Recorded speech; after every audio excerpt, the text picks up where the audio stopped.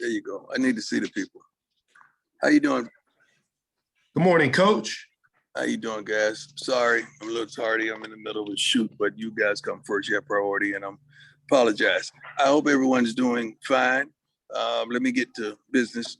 We had first of all, I don't really condone Halloween, but happy to whatever you celebrate today, but it's all good.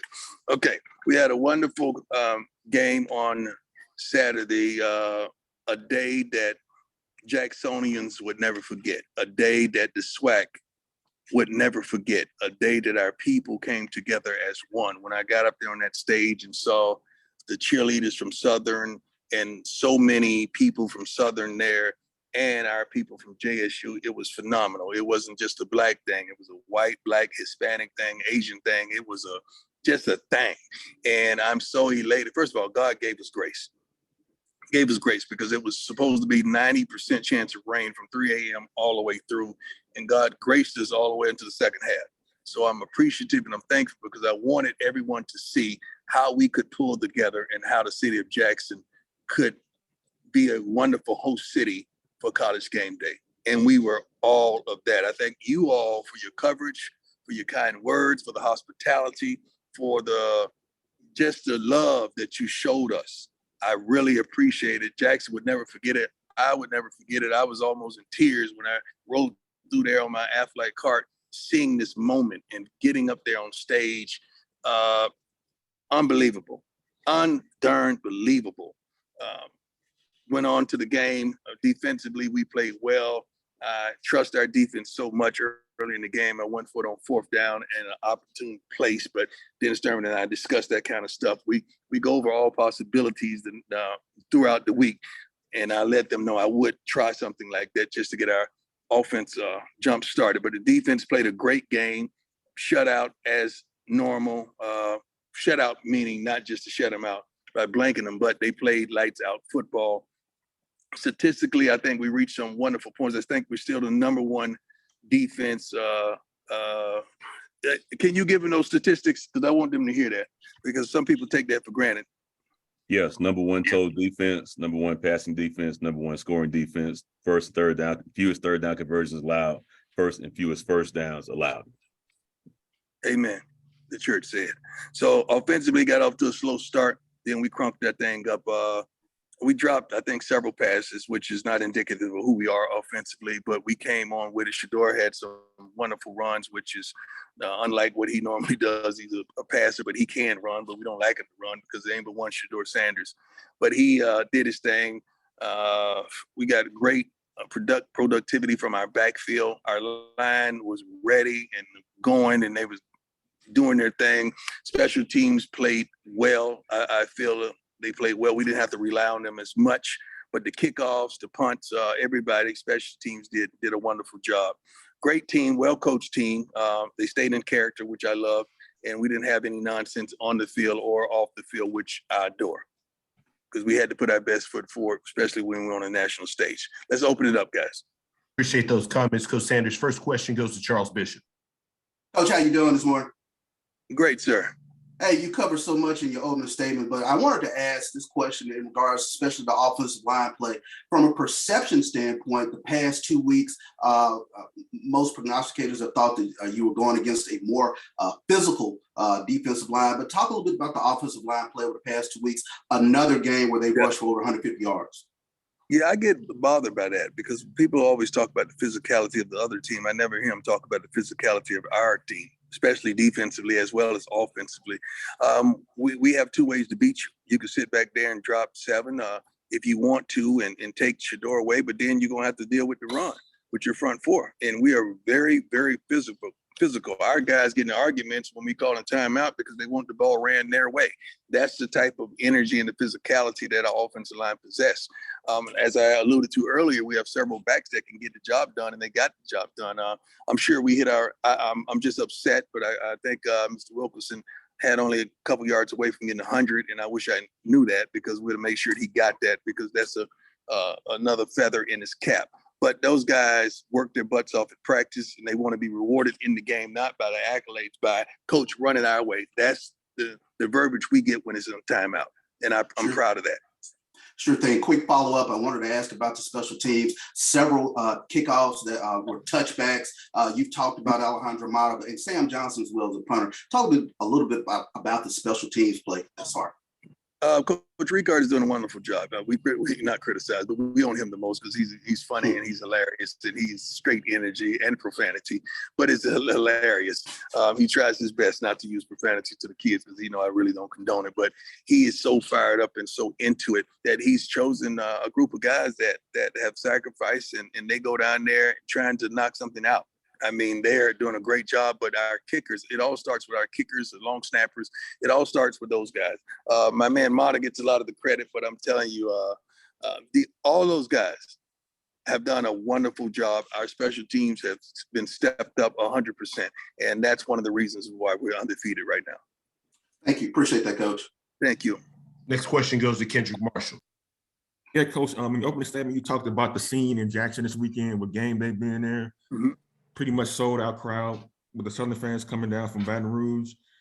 With the attention you guys have gotten this season from the mainstream press and the success you guys have had the last couple of years, especially as you're going undefeated, how do you and your coaching staff keep your kids grounded? Because a lot of teams could see all that and think they're really better than they are. How do you keep them grounded and not falling for the rat poison, if you will?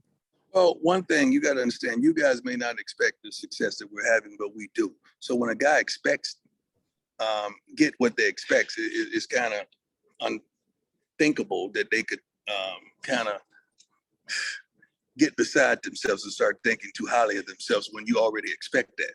The guys who think too highly of themselves and get beside themselves and this overtakes them, those are the ones that have never had success. They don't understand what success is. They don't know how to equate success or handle success whatsoever. And we do a good job every morning in the meetings. We give them words and we give them videos. We give them a whole lot of structure on how things look and how it's supposed to be. They will have 3 words a week that we just hone in on and just feed them that every darn day, accompanied by video, accompanied by a speech, accompanied by some thought process that they got to understand this is really what it is this week. And they already have those 3 words for this week and they're going to be prepared. All right, as a quick follow-up to that, Coach, how much does it help you guys that everything you guys do is filmed either by your staff or the school staff, or just like you guys are always out there in the public eye? Mm-hmm. Well, our staff is the school staff. Let's get that straight. So when we're filmed, before I got here, everyone from the HBCU family was talking about lack of attention and lack of focus and lack of visuals. Well, we give them that. We give them that, but that's the only difference for the quality of living and exposure. Okay, we're going to try our best to step up the quality of living. We give them 3 wonderful meals a day contained with just football only in our own training tape. We created that atmosphere. A lot of the guys are in apartments, a multitude are in dorm, and we got to up that. You hear me talking about that all the time, and I'm doing a better job with housing. But other than that, we just got to give them the exposure they desire. We this year we're doing another documentary on Prime Video. Thank you, Sam. You're a good man. I don't care what nobody say about you. You're a good man. Aaron in December, he's telling me. Aaron in December. So they're getting the exposure they desire. And that's why the lights don't blind us. The lights don't affect us. One of the greatest moments of last week, to you, it could have been a multitude of things. To me, it was after the multiple thunderstorms, and we went back out there and there's barely anybody in the stands. It was just like practice for us. We don't give a darn about a hand clap, about a you go boy, about nothing playing in the background. We work like that at practice. So that's what it felt like. It felt like, hey man, and I'm not downing Southern by any means. I'm talking about our thought process when nobody's there. That's how we practice. Full speed, a lot of tempo, and we go at it. So I love that moment. All right, Coach, thank you. I appreciate it. Thank you. We'll try to get 2 more questions in really quickly. Next one goes to Kyle Mosley. Hey, Coach, how you doing? How you doing, sir? Good, good. Congratulations on your win. There's plenty of excitement here in Houston that you guys are coming to town. Each town is ready to welcome Jackson State, but I need to talk about 2 players that have been performing very well for you. That's Wilkerson as well as Aubrey Miller Jr. Yes. Talk yes. about how those guys have really been steady for you throughout the season. Well, let's start on the defense side of the ball. The defense really sets the tone for our entire team. Whenever we have the opportunities, we put our defense out there first when we win the kickoff or whatever that may be. Aubrey is one of the guys that we hang our hats on in the middle of the defense, making calls, getting to the ball, flying around, really setting the tone and the tempo, not just on game day, but at practice as well. He's matured a lot. He's grown a lot. Still, you're going to see some foolish penalties here and there. That's just Aubrey. We could deal with that. We're not going to condone that, but we could deal with that. But the guy plays his heart out. He goes about his job really professionally and hard. So he's going out there doing what we think he should be doing. On the other side of the ball, to have a running back who's consistent, and I truly mean consistent with the way he practices, the way he goes about his job, and he's physical. He could run by you, he could run through you, as well as catch the ball out of the backfield. I'm really pleased with those two men. They seem like they have the same tenacity, just one being an offensive player and the other being a defensive player. Awesome.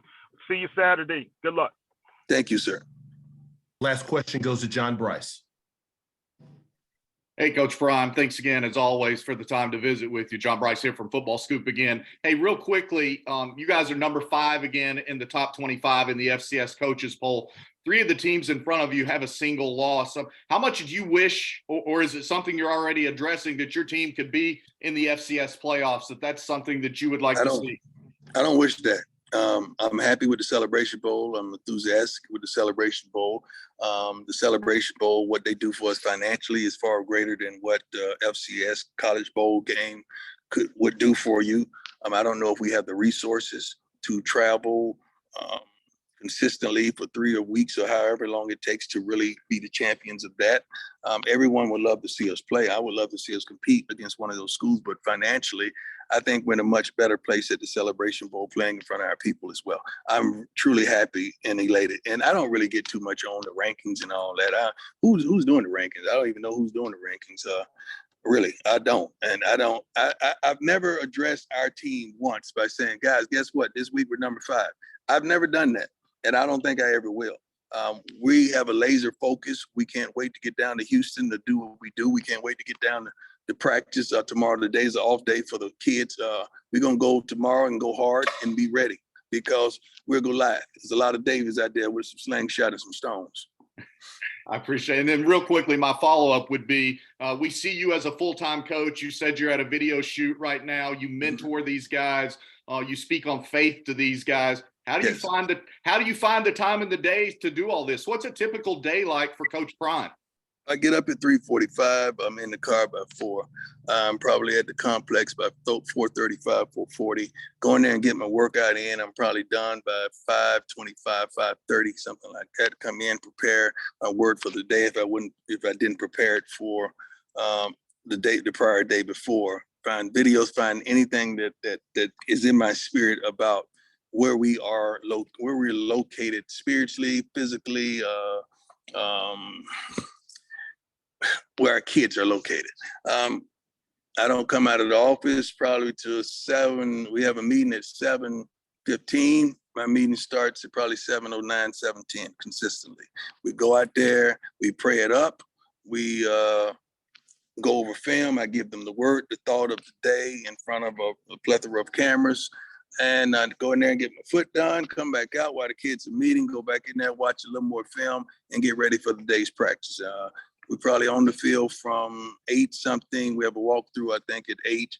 We're on the field from probably 8:30 to 10, if that long. And we come back in, then the day really starts. Then that's when the day really starts. Yeah. So I just gave you a glimpse of the early part of the day. I like that. I appreciate it. I appreciate your graciousness. Thank you, man. I appreciate you guys. You guys keep on doing what you're doing because that light is shining on us, man. And you guys are doing a phenomenal job. You really are. Every last one of y'all, even the ones that write negative stuff about it, you're doing a good job too because you motivate us. Appreciate your time, Coach Sanders.